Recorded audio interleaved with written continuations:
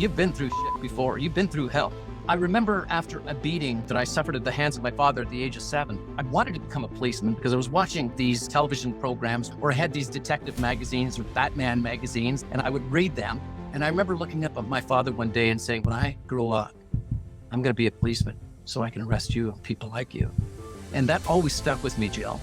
And I still was a mess. And I just believed the lies that were being told to me. Why can't you be like so-and-so? How many of us have heard that? Why can't you be more like this girl or this guy down the street? Why can't you be more successful? And we listen to this BS that's fed into us until we challenge the things that we are told and we start to believe in ourselves. If I could give anything to your listeners is having that Rocky mentality, that life ain't all rainbows and sunshine. And if you get knocked down to your knees, if you stay there, you can stay there permanently if you choose to, but you can get back up and give it your best shot. We have to find those defining moments in our lives and say to ourselves, I ain't my circumstances, or I ain't what you tell me I am who I am, and I define my circumstances. You may have been at a very low point in your life. Go back, not to dwell in it. I don't believe in living in the past. I believe in examining the past only to help us with our current circumstances. Wherever we were born, we were given a place to live and a belief system, but within each and every one of us, we have the power to believe in the very best, in ourselves and hopefully in others. And we take care of us first, then we can take care of others. All right, everyone, welcome back. Once again, we are here at Jill Collins Connections. I have a very special guest today, J. Paul Nadeau. J. Paul Nadeau, Paul. Paul is a dear friend of mine. I've known him several years. And we have talked so many hours on end about various topics, because let me tell you, you are in for a treat. One, I definitely get a pencil and paper, a notebook out. You're probably going to want to share this with some friends because there's a lot of topics we're going to cover today that are going to be really, really timely. So we're going to cover some things. Paul is actually a former hostage negotiator, a UN peacekeeper, and a police officer. He was a detective and handled a lot of different special cases. His stories are renowned worldwide. He's a keynote speaker today. He gets on stages all the time, and he has several books out. And I will put all these links about. We'll cover the books a little bit here in depth, perhaps during this interview and this talk. But definitely check them out. I have a few of them here in my lap, and I love them. Actually, I've signed copies because I know. So I have this one: Take Control of Your Life. And there's a companion journal that goes with it. And there's Damn It, Just Ask. And there are several others too that I know you're doing. And you have one that's coming up soon that is called Reset.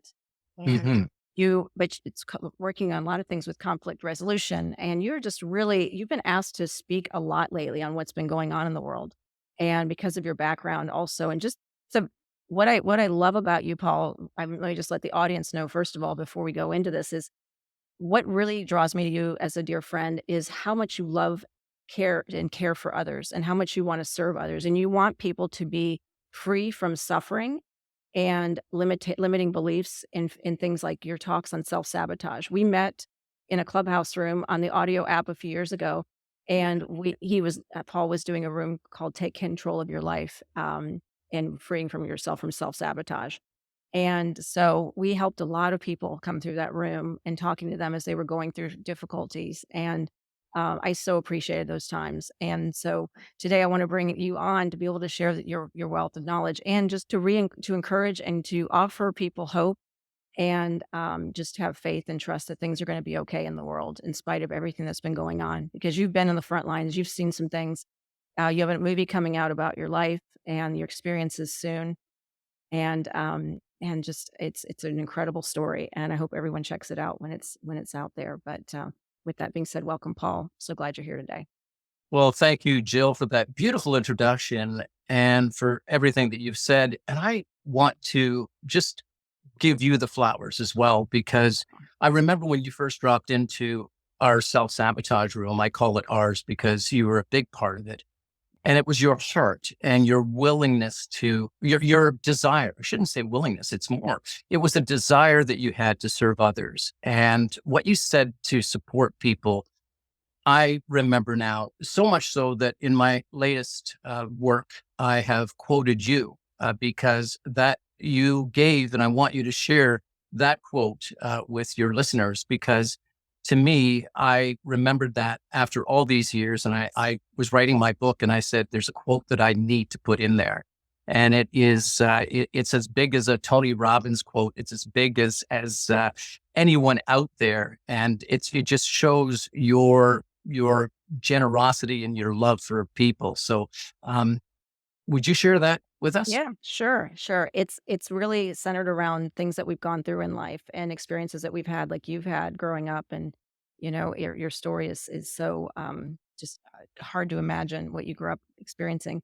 But as I say, I believe that every single person on this planet has a message to share that someone needs to hear, and every day you don't share your message, someone is suffering. It's the Keep one. going. Mhm. Well, Keep that's going. so powerful and it's so true. It talks about vulnerability. It talks about connecting with other human beings because we're more similar than we are different. And we may think that nobody understands what we're going through. But that quote of yours is a reminder that, yeah, you know what? You've got a story, share it with someone else because somebody just may need to hear that. And that may be the thing that keeps them going. I remember when I first bought my first house, and I was looking for some things to put on the wall, and I came across this little plaque, and I thought, "Oh, this is nice. I'll just put this up." I was 21, 22 years old, and I put this plaque on my wall, and it said this: "A kindly word so often helps a sad heart on its way, although we do not always see the good it does that day." And when you think about that, it's true. Just a kind word, even at times like this, what people need to hear something kind, something supportive, something that they can latch onto because we're all suffering deep down inside. And when we have somebody who reminds us that you have something to share, just as you have, I think that that makes people go is like, yeah, you know what? There is goodness in this world and I'm going to keep going on. And thank you for sharing that. So I think that that's Oh. a profound statement, girl. Yeah. Thank you, thank you. No, it's something that I think I was saying so long and so many years, or feeling that, and probably not always honoring myself out of fear of starting and sharing these interviews that I do. Is really, it was a very scary endeavor. I really felt the call to do it, and yet I was stuck, and it took me a long time to get going with it. And now that I'm doing it, I really love it. But it's that, we've gotta get our message out there. Is somebody's going through something you just went through. It could be even you might be 2 days ahead of them. It doesn't Yeah. have to you're come out of the woods and you're like, "Oh my god, life's amazing now." No, it could be like you just are right there, but you can kinda reach in and say, "Hey, let me show you how I did it," or, "Let Yeah. me tell you my story," and then Yeah. maybe it'll give you hope and inspiration to see that there's a possibility out there. And I always say I want people to walk away from these interviews and say, "Wow, I can do that? I didn't know that was possible." I want people to have Mhm. aha moments where they have these different ways, and we're gonna talk about this, is how do we, and thank you for acknowledging that, and, those are really fun moments, but and I think too is like, what's going on in the world today? And we're feeling so much uncertainty and fear, and I think there's a lot of judgment, there's hatred going on, and just really serious anger, which is justified. I totally get it, and not we never wanna, ever discredit anyone's feelings because there are their feelings. You can't say you shouldn't feel a certain way or feel differently. That is someone's personal space. That's their feelings. So we don't want to ever do that. And we want to find a way. I think sometimes I just want to say is, how can we give people this feeling of it's going to be okay? And how can we still feel like I can still manage my day and not get hung up on everything that's going on in the world that's always wrong? What can I do? How can I feel better inside and walk away and still feel at peace with my own family, with the people that I'm with at work, that in spite of everything that's going on, all the noise, that I still feel okay? How do you Yeah. do that, Paul? I think one of the things that we have to continuously do is to check in with ourselves, with our feelings, our emotions, do some self evaluation. The great philosopher Socrates once said that a life, an unexamined life is a life not worth living. And it's true that we have to examine what it is that is happening in our world and why we're feeling the way that we are. And when I talk about self examination, I talk about people looking at things that are going well in their life and things that are not going well in their life. And if they can take 20 minutes, even a week or every 2 weeks to write it down on a piece of paper, even, is that, okay, what's working well and what's not working well? Well, what's working well is this, this, and this. So we celebrate the things that are working well. We do the exercise. We celebrate the good things. We pat ourselves on the back. We give ourselves an extra treat, whatever. And then we take a look at the list of things that are not going well. Well, I feel so much stress because of what's happening in the world. Well, okay, how can I deal with this stress? What must I do to, to refocus on the fact that there's some goodness, that I need to do something for myself? I need to journal more. I need to exercise more. I need to get out more. And I need to switch off the things that are really hurting me. I can't follow the crowd. So this is where you do the examination, say, this is really hurting. This hurts me to think these things and to feel the way that I'm feeling. What must I do to get myself to a place where I can find some calmness in all the craziness? And we can do it. Viktor Frankl, the great writer, Viktor Frankl, who was a Jew himself, and he wrote a great book, Man's Search for Meaning.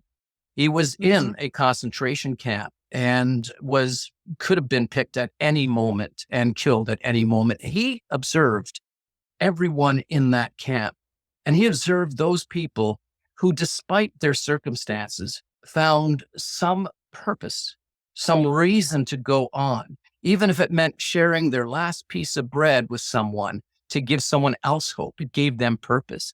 And he said that no matter what happens, he said, everything can be taken away from you, but one thing, and that is your will, how you respond to life. And I think it's really important for us to remind ourselves that we've got it. We can respond by taking care of ourselves and by being deliberate with our thoughts.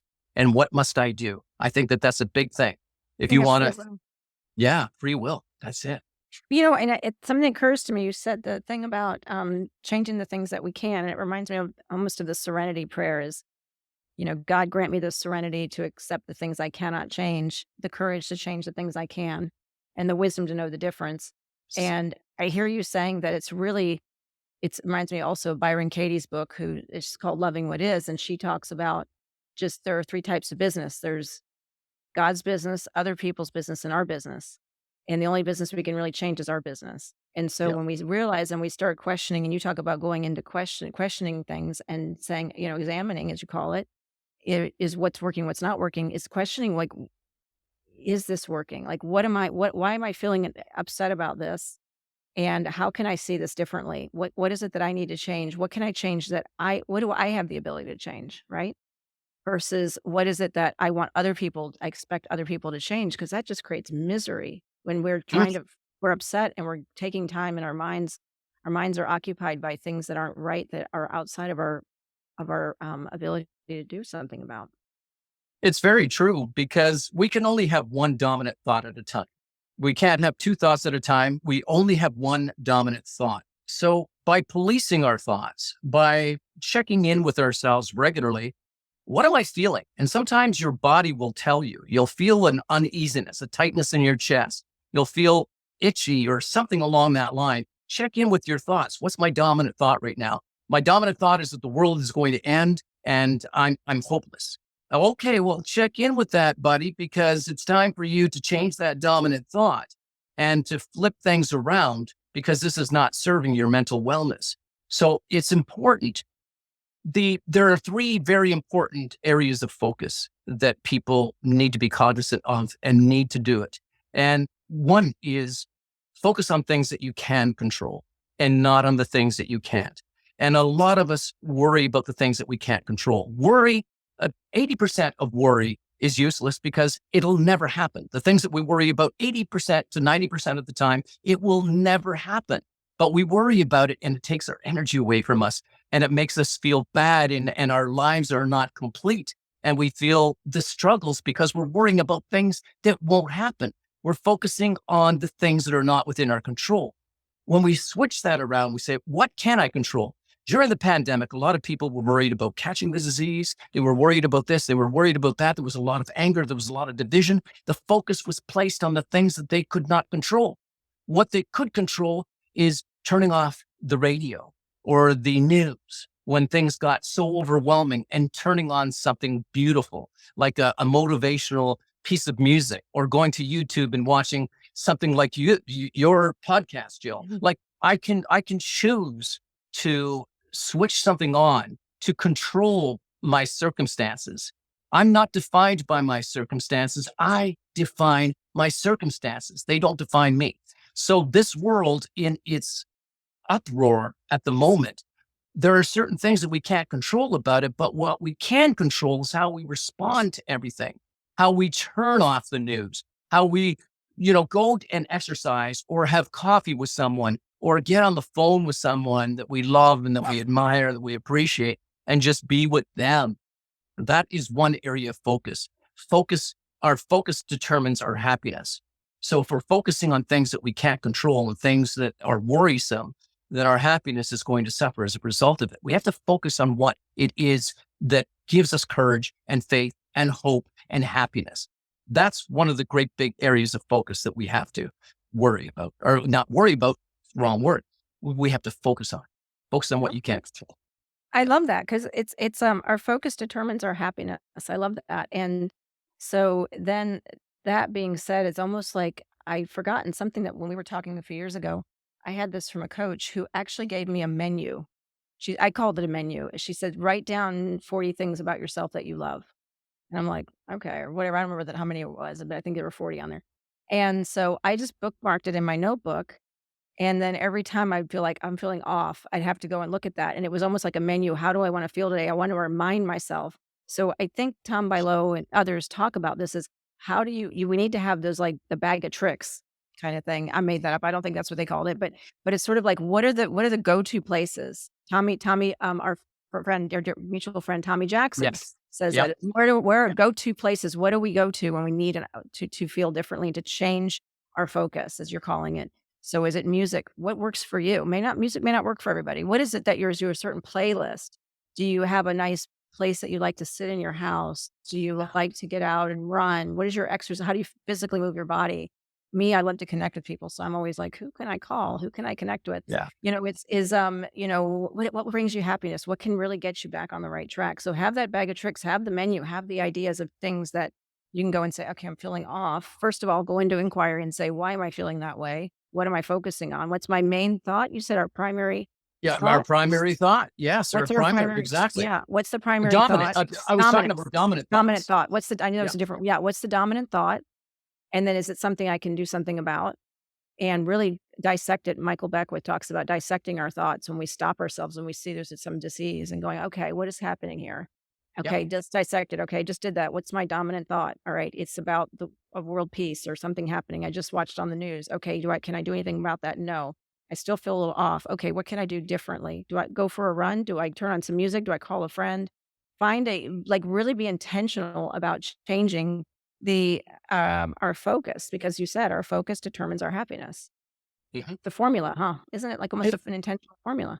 It's a very intentional formula, and I love the word intent, because if we don't live our lives with intent, then we leave it up to fate or whatever. We live it up to circumstance, and that's not the right way to live our life. We have to live it with intent, and I believe that a lot of people fail in their overall happiness when they don't start their days off with intent. And we've heard this before. We've spoken about this in our room, but when we first wake up, a lot of people, they just think about their day. They may have set out their clothes the night before for their day. They rush, they grab their shower, they go for breakfast, and they head out the door. They're on their way to work, and they just leave their life up to chance. Whereas other people, they wake up and they take a few moments to be grateful. Hey, I woke up. A lot of people didn't. Across the world, somebody has passed away in the last 2 minutes. Somebody has passed away now. I got to wake up and I have a roof over my head. Boy, am I ever grateful. Who do I love? Well, and who loves me? I'm grateful for that. So it doesn't take long to be grateful, to start your day off with gratitude. The next thing that people should be doing, and I encourage this with everyone, And is you to coach, choose. you're actually doing you take coaching clients too, right? So you Yes, have, so this is yes. something that would work through with clients, with people that you coach on a regular basis, I assume. Yes, this is a very Or key, and thank you, Jill, for bringing that up. This is a key to our overall happiness is to be deliberate with our lives and to be intentional with our lives and to really focus on us first. We talked about this a little bit earlier. If we're going to be good to the world, we have to be good to ourselves. We have to take care of ourselves. It's like being on a plane. They say, if we run into turbulence, if there should be masks that fall from the ceiling, make sure you put your mask on first, because if you don't, you won't be able to help the person next to you. And that's very true. We have to put our own survival masks on first. Is that I can't let the outside circumstances dictate how I feel. This has to come from me. This has to come from my choices. My choices determine my happiness as well. Choice is that 6-letter word that so many people take for granted. You choose how to feel. You choose your happiness. People don't give you happiness in a box. It's not like I come and I give you a box and say, hey, open it up. And you're going, what's in it? I say, well, just open it up, Jill. Go ahead. Open it up. And you open it up and it's filled with happiness. No, that's something that you choose. If you open the box up and it doesn't have happiness, and you're disappointed. But if you open the box and it has happiness, that came from inside you. It's, I didn't give you happiness. You gave you happiness. I gave you a way. I gave you an opportunity. I opened a door, and it's up to you to choose to be happy. We've seen this when people go into parties and they're really, their day has sucked, and people have pissed them off because they never started their day off deliberately. They left it up to chance, and now somebody's angered them, and they go to the party, and guess what? I'm not having fun. I'm not having fun because I had a bad day and this person did this to me and this person did that to me, as opposed to reminding ourselves that, hey, happiness comes from inside of me. It doesn't matter what's happening in the world right now. I can choose to be happy about my circumstances and the things that are within my control. I don't have to live in the past. I don't have to live in the future. I can live in this moment, and I can say, you know what, dude, you're going to have a good time tonight. I know this shit happened today. It was a rotten day, but guess what? I'm going to be happy. Hey, how are you? And then that energy, the transference of that energy will bring the same kind of energy back to us. What we give is what we get. One of the greatest lessons I learned is that you get what you give. Yeah. And if you don't give positive energy to the universe, to other people, you're not going to get it in return.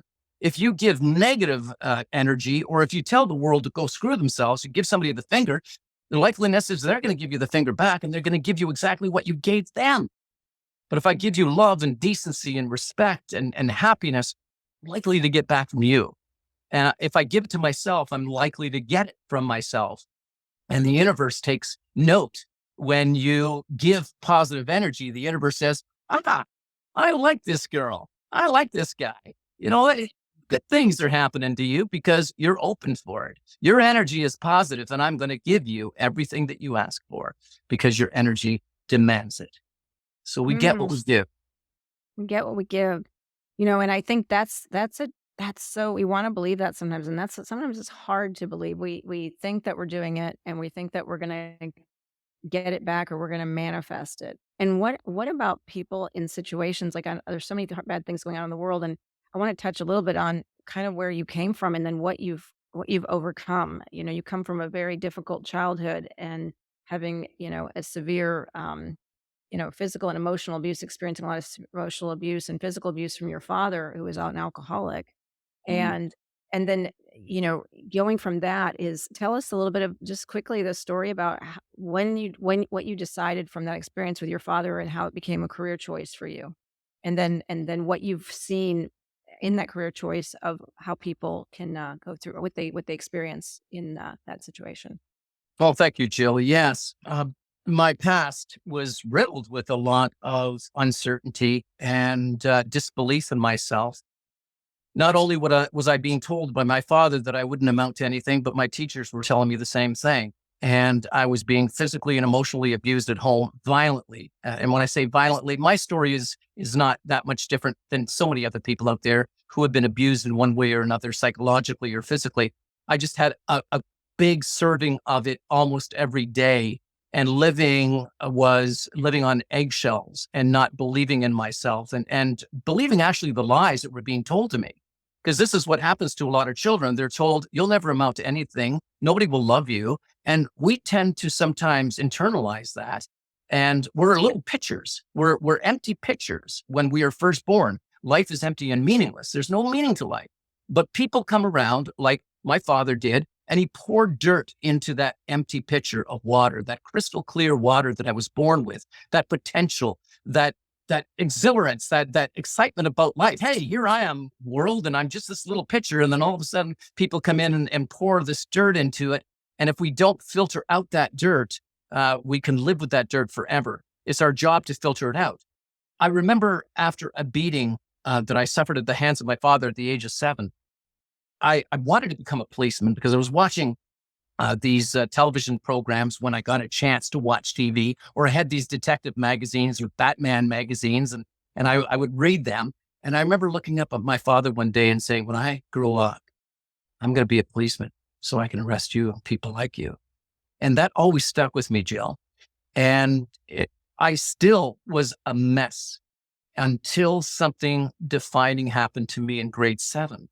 And in grade 7, I liked girls, and I was the mess of the class. I was the class clown. I was the one who was always failing in life.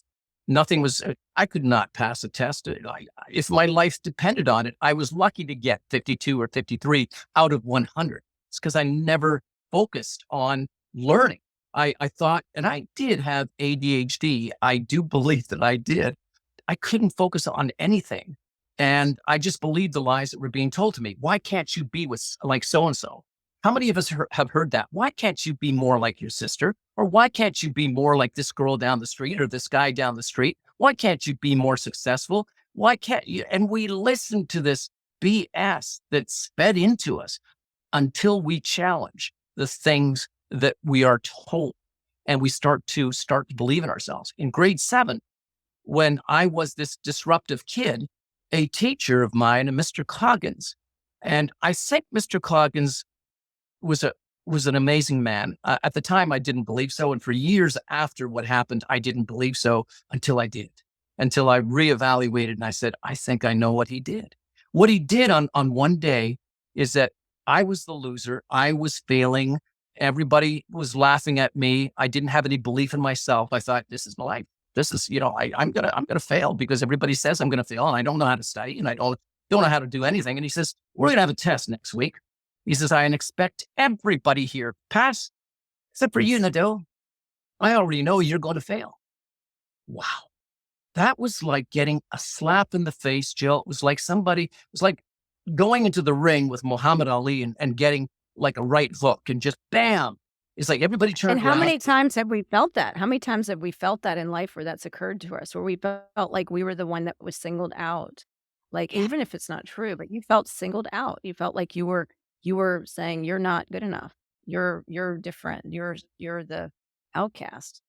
Yeah. Must have, And you're absolutely right. How many times have each and every one of us felt that because we didn't live up to the standards someone else had of us?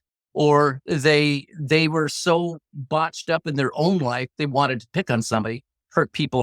And sometimes the people who say the worst things to you are the ones who are going through the worst.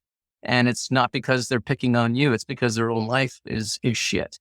And they have to pick on someone to make themselves feel better. But you're right. What a valid point is that, how often have we heard that you won't make it, or you'll never get through this. You'll never find the job. You'll never find the girl. You'll never find the guy. You'll never do this. You'll never do that. And we listen to all this crap coming in until we don't. and so what do we do? Yeah, how do we get out of those tapes that we've been raised with? A lot of us that have gone through trauma, people experience things like that like you did, and even to a lesser extent. I mean, you grow up, maybe we have a divorce, we have a breakup, and we feel less about ourselves. Maybe things were told to us that we didn't. We know it's affected us. How do we overcome that? How do we turn that around? Is it the same thing? Are we talking about how we want to feel, or do you have other tips for that? Yeah, no, I think a lot of it comes down to examining what's happened and to really determine in our own selves where we go from now. Where do we go from here? Like a lot of people say, so what? Yeah, this happened to me. So what? I'm going to get over it. So what? And when we ask ourselves, so what? This happened to me. So what now? So what do I do now? Now that this has happened, so what now? Like, what can I do for myself now? It's important for me to examine what went wrong and to make the changes that I need to make in myself. If I have some responsibility, some accountability for the stuff that's happened, then I need to change myself. I need to be a better version of myself tomorrow. And this is one of the things that a lot of people, they compare themselves to other people. They compare themselves to the people who have the wonderful lives, the beautiful lives, or who appear to on Instagram. And they think, oh, wouldn't that be fantastic? Whereas these people may be going through hell themselves. I think we have to examine our own selves. Am I a better person than I was yesterday? Because I'm not the person I was 2 years ago. I'm not the person I was 6 years ago or 20 years ago. When I was in that classroom and the teacher was saying, everybody's going to pass, but you, I had to say, no, wait a minute. No, I don't accept that. That isn't my reality. And I did Okay. something. I did something back then, Jill. I went back home and I cried that weekend. I remember just crying myself to sleep and just, I did something that I'd never done before. I actually studied. I didn't know how to study. I had no study skills, but I started to pretend that I was the teacher. You just instructing the classroom from my notes. I had very few notes, but I had a couple of books and I would teach the classroom and I got this going, but I had two competing voices in my head. The one voice was saying, hey, Paul, what the hell are you doing? You're not going to pass this thing. Why are you even trying? And then that other voice was saying, hey, you know what? Guess what? You got a chance. Like, keep going. And we have these competing voices. And I remember just managing and going through it and saying, okay, this too shall pass. Again, I didn't think of those words at the time, but that was what I was doing, is that this too shall pass. What are you going to do about it? You just got kicked in the nuts. You just got kicked by the teacher who embarrassed you in front of everybody. Are you going to take it down? Are you going to take it lying down? Or are you going to have that rocky attitude that I teach many of my clients to have, is that life ain't all rainbows and sunshine. And when you get knocked down to the mat, it's up to you to get back up. Not everybody's going to pick you up. That's your responsibility. And back then in grade 7, it was my responsibility to do something about what I had been served. I had been served a bad plate. I had been insulted. I had felt humiliated, and I was either going to give up or I was going to get up. I decided to get up and give it my shot. Hey, this is stupid Paul. Stupid Paul's walking in to write the test on the Monday morning, and he's fearing, and I'm trembling. And my one voice is saying, oh, dude, you're going to fail. You always fail. You're going to fail. And on the other shoulder, I had this one voice saying, you know this stuff. You know, you studied. You know this. And I wrote it and I left it be. And then a couple of days later, what was normal in this teacher's class is that he would announce the student with the lowest grade to the front of the class. Oh, I know, it was the walk of shame. And Jill, What a lovely uplifting teacher. No Anyway. kidding. No kidding. I think it was his version of tough love, as I said earlier in this interview, is that I think in his mind, he wanted to really push the buttons to get people to say, I've had enough. And this is what we have to do. It worked for me. Okay, keep going. So tell us what happened. I don't want to blow it. I keep going. I interrupted the story. Yeah. I love this story because it's a story about how we can actually change our circumstances even now. Is that sometimes the world pisses us off enough to say, I've had enough. I don't have to feel this way. I can do something about my circumstances, and I'll do the very best I possibly can. And this is what I decided to do back then. I decided I'm not going to take it lying down. And if I can give anything to your listeners, is having that Rocky mentality that life ain't all rainbows and sunshine. And if you get knocked down to your knees, if you stay there, you can stay there permanently if you choose to, but you can get back up and give it your best shot. And that's what I did. I wrote that test. The teacher came back a couple of days later, and Mr. Coggins started reading the names of the lowest graded students. And I was always conditioned to jump up out of my chair. Hey, 47. Oh, that's me. And I would get up out of my chair and I'd go pick up my paper. But I was ready, and I was ready to jump, and it didn't happen. And what happened was I listened to him call name after name after name forward, and it wasn't mine. Halfway through the class, the students are looking at me and they're going, why aren't you up there? And I'm going, I don't know. And of course, there's two little competing voices. Oh, I know why. because Mr. Coggins is going to make an example out of you. He's going to destroy you. He's waiting to put it all on you. And then I had that other voice saying, no, dude, you did good. You knew all the answers. You wrote all the answers down because you knew them. And I was the second last person to be called, Jill. The second last person. And that was a defining moment for me. That was a pivot moment. And we have to look at our pivot moments. When was it that I made the decision to be a winner? When was it that I, in my past, made a decision to stop this toxic relationship or to leave this toxic job? When was it that I, by choice, turned and took a different path that changed my whole world? Because that moment in grade 7 changed my whole world because I started to believe in myself. I started to believe in what I could do. I didn't focus on what I couldn't do. I started to focus on what I could do and how I could change my circumstances. We have to find those defining moments in our lives and say to ourselves, I ain't my circumstances, or I ain't what you tell me I am. I am who I am, and I define my circumstances. And those are the things that kept me going. I love that. I'm just taking so many notes here, and the pivot moments and the defining moments, and it makes me think of identity. It's this thing about you'd made this, all of a sudden it hits you. I'm someone who actually passed tests. I'm someone who, if I study, I'm going to pass a test. I'm someone that I'm going to work harder. I'm going to change whatever you said to yourself. And that defining moment is a change and a shift in the identity of how you decided to define who you are. Yes. And that is when the biggest change happens. It's not like I need to lose 20 pounds. I'm going to set a diet. I'm going to start working out. I'm going to do this thing. I'm going to do a routine. But if I still see myself as overweight, it's not going to move the needle. I might be able to have a little success, but it's not going to stick because it's like, as Tony Robbins talks about, that thermostat in our house. When we set the thermostat and it's set at 75, and we're like, I want to kick up the heat a little bit. I'm going to set it to 80, but I want to go to 80. And it's like, wait a minute. We start to it gets warm in the room and your body's going like, hey, no, you're a 75er here. You're not an 80.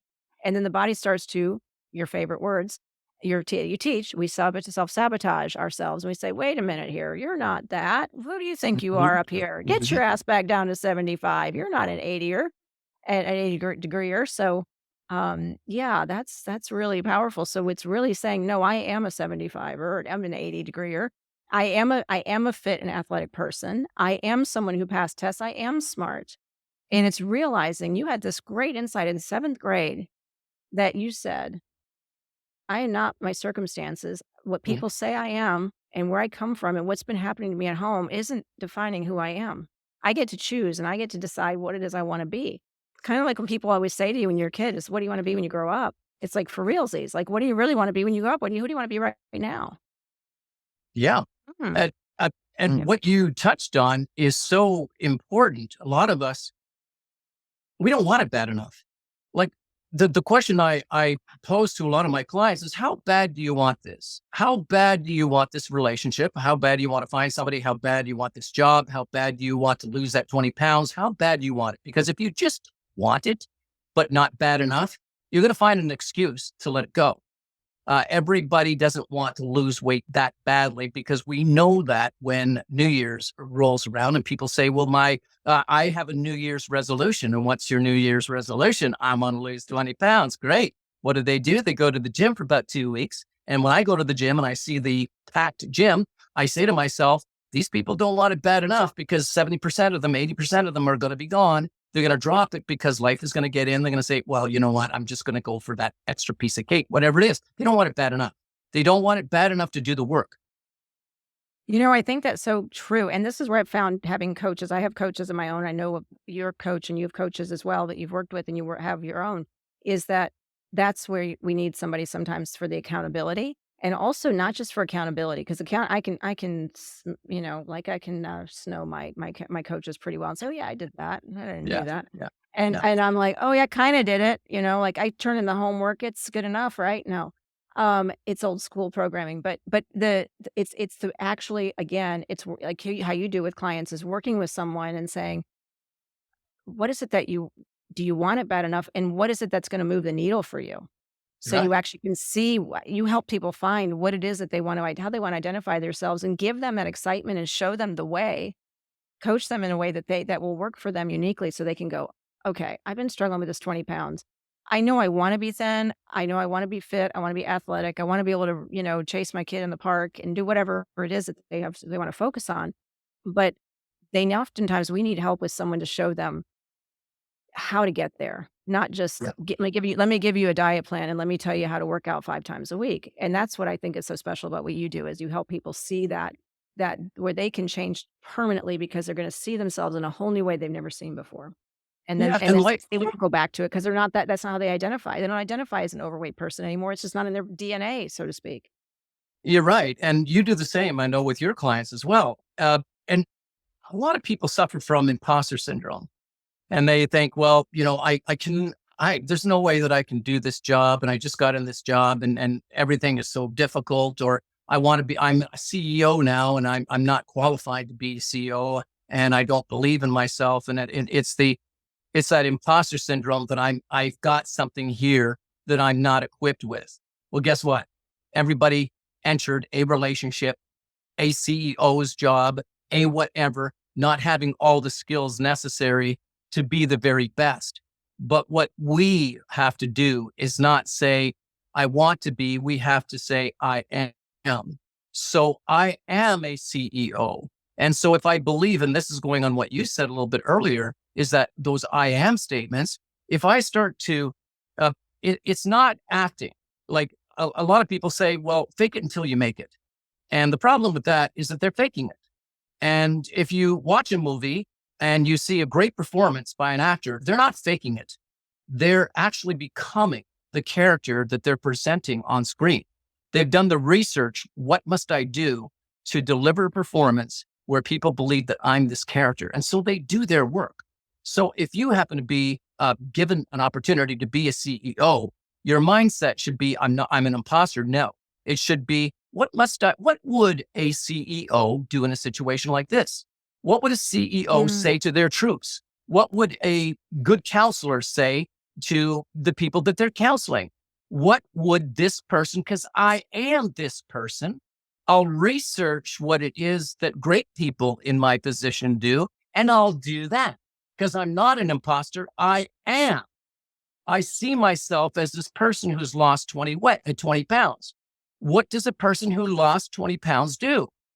Well, I do what that person does. I mm, am fit. I do it because I want it bad enough. I am not faking it until I make it. I have envisioned myself as this mm. person and I am behaving as a fit person behaves. That extra, would you like an extra piece of cake, Paul? No, thank you. Yeah, I gave that up a long time ago. When was a long time ago? Last Friday when I made the decision that I am, but I am. I am a fit person now. I don't take that. Thank you very much. Because a fit person doesn't do that. Mm, that's really good. And then the next thing is, which I love, is my part is connection is always saying, who do I need to associate with, and how can I stay on track with a Yes. good like it's like when we were kids in school is are you hanging out with the wrong kids in school? Who do you need to Yeah. hang out with? Who do you need to be around to to maintain that identity or to hang out with like-minded people, right? So Yeah. if you're wanting to say what would a good CEO do? Are you hanging out with other good CEOs?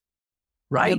Because I remember years ago when I was just getting started in my career, and I was sitting in boardrooms at board meetings that I was on these boards, and I go to this thing every once a month, every Friday in downtown Tampa, and I was sitting there, this high-rise building, and I was in the outer chairs, not at the boardroom table, but they had the outer chairs, and I was sitting there and go every month and just sit and listen in my industry. And after about 3 months, someone came up to me and said, "Hey, come up here. There's a chair here." And I said, "Oh no, I'm not on." I said, "I'm not on the board." "You're on the board." "What?" "We got to get you on the board." So it's like, looks like a duck, quacks like a duck, must be a duck. So you got to kind of hang out. And now that's not faking it till you make it, but it's just associating and being in spaces because if I'm sitting there hanging out, going to bars and nightclubs and all that stuff late, and I don't get up at 7:30 to go to that meeting, or I'm just, those are my circles of influence. It's not going to, it's that temperature is going to drop down. I'm not going to stay at that 80 degrees or as the top CEO or the peace person that I'm seeing myself in the new identity.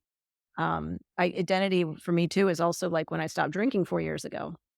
At first, it's like, I'm just not going to do it for now. And then over time, and I coach people on this with drinking and stuff, is that, it's when we say, "I'm just not gonna have one for now." And I noticed it was something that really hit me so hard, is that one day, I think a few months in, someone said to me, "We're going out for drinks." And I said, "Oh, I can go with you, but I don't drink. I'm a non-drinker." Hear the difference? Hmm. I'm a non-drinker. I don't drink. Let me tell you how easy. Now, I'm not gonna I've said this in other interviews, I'm not discrediting or making light of those who are in recovery, because I think we all have a way. I'm a huge believer in 12-step programs, and I'm on a nonprofit substance abuse board, and I'm a big believer in this. And I've had so many people in addiction in my family and friends. And so I know everybody has a way, but for me in that situation is that I just said, I'm not a drinker, and it just made it so much easier. So that's just one example. There are other things when you say, I'm athletic, I'm fit, I'm a yogi, I'm a professional, I'm a public speaker, Hmm. even though I am, but to what degree do I hang out with people? Am I socializing? Am I living? Am I learning about how to be that way? And so if I were to still be going to places and hanging out, and although I could do it, I just it's aligning with people. The reason I stopped drinking was wasn't fitting my blueprint, the people I was hanging out with anymore. It's like, this isn't it's not fitting here. It's not fitting anymore. Yep. So I just changed, and it just was a great decision. Anyway, got off on that, but that's about identity for me, I think is so huge in what you're saying. No, I'm glad you got off on that because there's a couple of things that you touched on. I think is very important. When you first found yourself in the outer chairs of that boardroom, you believed in being there. Like, I deserve to be here and I want to be here because I want to study. I want to learn. I want to be engaged. I want to be here. And I think we have to remind ourselves that what we want is something that we have to take the steps forward to get. And we have to remind ourselves sometimes we deserve it too.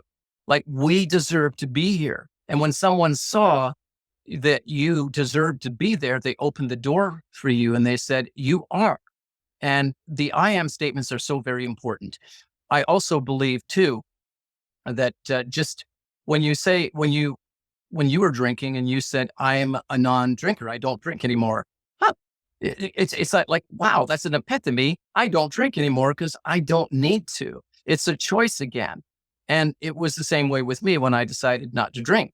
It was like the first couple of weeks were hard, but then I started telling myself, I'm not a drinker. I don't drink. And I socialize with people who do like to drink. And I just, I'll have something different. Oh, I don't drink. Thank you very much. But I'm happy with it. It's like I'm happy with what I decided, who I am, and it doesn't matter what other people think. And again, that comes down to being authentic to yourselves. It comes down to saying, I am this person. I deserve to be here. And it's okay. If you're not okay with that, guess what? I am. I am, and I deserve to be here. And I really just want to be here. And this is me. And so I think we have to remind ourselves of that People too. respect you for that. People respect you for that because you're showing up and you're showing an interest. You're showing a desire to be aligned with them, and people do acknowledge us when we're really there for a good reason, and we want to contribute, right? We want to be a part of something. So I think that's really great. And I want to, before we finish up, there's so many stories, and I got you guys, as I tell everybody this. He has TED Talks that are amazing. He's done so many amazing conversations, keynotes. If you're looking for a keynote for your groups, this is the guy. Paul has been on some amazing stages, and is one of the best. I would say one of the best storyteller I have ever heard. And so it's just we could go and we could do it another one and do like, let's talk. Don't have Paul tell stories. I mean, I used to met my family. I'm like, hey, Paul, tell us a story. It's like, Yeah. but he has some really good ones that are so impactful and so interesting. But I think you'll find those around. And maybe we'll have Paul back again if you all agree. Send it put it in the comments. But I just want to touch on one more thing. Is that going back again to original thought is in this moment, in these times of uncertainty, people are feeling afraid. They're feeling like, what can I do? The world's hopeless. All these gloom and doom thoughts. What is one thing that people could walk away with that you could inspire them and offer them something that they could say, you know what? I'm going to do something a little different today that's going to make me feel better, that I can truly impact and control and make a difference. What is it that you could say to them? Offer them some hope. Sure. One of the first things is something that I spoke of a little bit earlier. I didn't go into that much detail, but it's starting your day off with intention. by reminding yourself to be grateful for the things that you have, not to focus on the things that you don't have. That's an area of focus. I focus on what I have. I focus on what I can control. When you start your day off deliberately, you start it off with gratitude, and then you go into the closet of your mind. And in the closet of our minds, folks, there are two closets. Actually, there's a hallway, and on the one side, there's this very, very dark closet. It has a lot of the things that hurt us in the past, a lot of the anger of the world. It's behind those doors. We want to keep those doors closed. On the other side of the hallway is this brilliant closet filled with beautiful garments of hope, love, happiness, servitude, everything. You want to go into that closet every day and choose your attitude for the day. Today, I'm not going to let the world get to me. When things go hard and I'm going to take some time for myself, I am not going to be defined by my circumstances. I'm going to define my circumstances. I am going to be of service to people. I'm going to have this attitude and I'm going to take care of myself.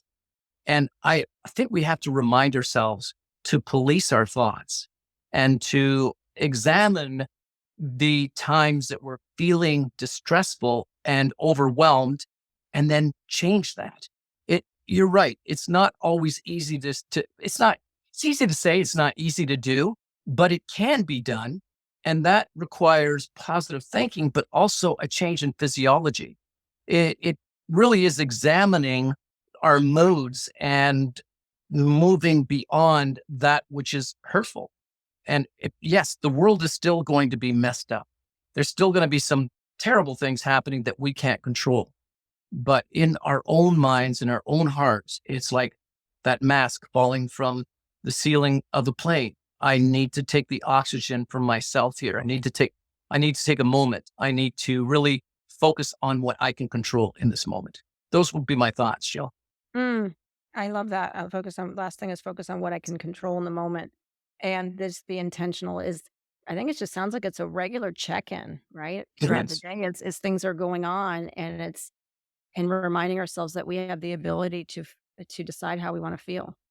And Yep. that things are not happening. It's Tony Robbins says things are not happening to us, they're happening for us. And we get to choose what we want that to look like. Mhm. And we are not the victim of our circumstances. And remind yourself every once in a while that you've been through shit before. You've been through hell. Like you may have been at a very low point in your life. Go back, not to dwell in it. I don't believe in living in the past. I believe in examining the past only to help us with our current circumstances. How did I get through that storm? Who was it that was there for me? You made a very valid point, a very good point. You talked about surrounding yourself with positive people because the you are some of the people that you hang around with. And I think we have to turn to those people, to the ones that uplift us. And we have to remind ourselves that this too shall pass in the bad times as much as the good. So let's make the very best of the good times because they will be memories one day. We can add that extra kiss, that extra hug, that extra picture to the whole equation and tell someone just one more time that we love them because that moment is going to pass, folks. But also the dark times will pass too. And we have to have that faith. A lot of us have faith. We were born wherever we were born. We were given a place to live and a belief system. But within each and every one of us, we have the power to believe in the very best in ourselves and hopefully in others. And we take care of us first, then we can take care of others. Those would be a few of my thoughts. I love that. I think that's so important is and then obviously also get a coach, I think, just to kind of sometimes we Yes. need more. And so encouraging people to reach out to you for that or find a coach in your area, someone you're comfortable with, because sometimes we just need that sounding board of someone who's going to see us in a unique way. And if you need, there's two different things we talk a lot about this in your room is there's a difference between therapy and coaching. And Yes. therapy is something entirely different. And there are times when you need a therapist, and a coach can't do what you need or offer you what you need. But a good coach will tell you, hey, you might need therapy. That's really important. But a coach tends to help you going forward. And we go back to the past sometimes, depending on what the coach is doing. But I think it's a lot of it's how can we improve our lives today and what we're up to. Um, A therapist helps you deal with the past, whereas a coach helps you deal with what's happening in the now. And I think that that's very important because I know that you're an amazing coach, and I've had many conversations with you, and you've coached me a lot in the direction that you gave me. I felt so um, important when you gave me direction, and you have on many instances. I'm a better person for having known you and having been with you and learning from you, because you give that support and that encouragement. So anybody looking for an amazing coach is one right here. Mhm. And I think it's true that our therapists help us to deal with the past issues, whereas the coach help us to deal with the current issues. And I'm a believer that we should never focus on the past or the future. The thing that we should be really um, involved in is this present moment, because this is the most important moment of your life. And I said it earlier in a conversation with you. This is the most important moment in my life, because you're the most important person in my life at the moment, because I get to spend time with you in this moment. What we make of this moment determines our happiness, our sadness, whatever. And this has been an exhilarating, beautiful conversation. And I feel that my cup has been filled, like my cup of gratitude has been filled, because this moment, I've taken everything in, and I have felt such energy from you. And I think we have to remind ourselves of that. What is your moment saying to you now? And if it's not saying the best thing, what is it that you can switch? Is that little dial in your head? What do you need to switch in that dial to make the moment a good moment? Is it your Right. thoughts? Yeah, whatever. Yeah. No, it's good. Keep going. I just was saying, I love what you just said is what is your moment saying to you now? Yeah, That's a great check-in question. Maybe put that it, on the it, it phone as a is. reminder to just It's check in all complete. the time. Yeah. How am I feeling? Why? Why? As Mhm. and little children say, why is the sky blue? It's blue because, and you give them some scientific whatever. And why? And a kid will continue asking why because their cup is not full. I think as adults, we have to ask why too. Why am I feeling this way? Why is it that I have this belief? And then we have to challenge the things that are not working for us. We can't just, we can't follow the pack, because the pack thinks they know where they're going, or will believe what the pack believes. Right now, we're seeing this division in the world, and some people are siding with one and some people are siding with the other, but they haven't really sided with themselves. They're trying to, oh, okay, well, that sounds good, without really examining, being critical thinkers. We have to be critical thinkers. We have to think on our own and go back to our values and change the things that we need to change. But we have to know who we are as people in order to take a stance in whatever it is in life, including our own welfare. I need to know who I am and what I need to do in order to be that person I want to be. And let me do the work, because I want it bad enough. How bad do you want it? And this too shall pass.